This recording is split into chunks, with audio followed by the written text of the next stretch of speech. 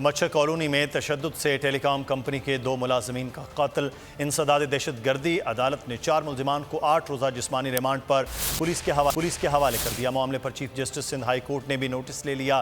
آئی جی Sindh, DIG south اور SSP investigation کو 1 نومبر کو طلب کر لیا۔ سندھ کابینہ کا دونوں شہید نوجوانوں کے لواحقین کے لیے 50 لاکھ روپے امداد کا اعلان۔ کالونی میں ٹیلی کام کمپنی ملازم پر ہجوم کا حملہ، پولیس کی جانب سے 4 ملزمان کو عدالت میں پیش کیا گیا۔ انسداد دہشت گردی عدالت نے 4 ملزمان کا 8 روزہ جسمانی ریمانڈ دے دیا۔ عدالت کا ملزمان کو 8 نومبر کو دوبارہ پیش کرنے کا حکم، پیش رفت رپورٹ بھی طلب کر لی۔ Chief justice Sindh high court نے بھی واقعے کا نوٹس لے لیا۔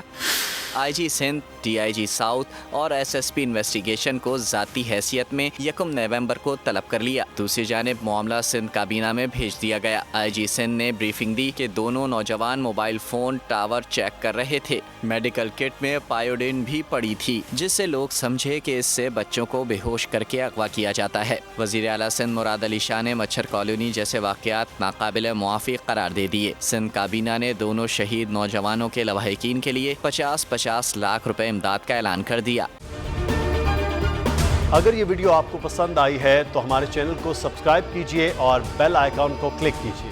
پی ٹی آئی کا حقیقی آزادی مارچ صرف بول دکھا رہا ہے۔ 24 گھنٹے حقیقی آزادی مارچ، سب سے زیادہ ریلز اور سب سے زیادہ ریٹنگز کے ساتھ بول رہا نمبر 1۔ سبسکرائب کریں اور بیل دبائیں تاکہ کوئی خبر رہ نہ جائے۔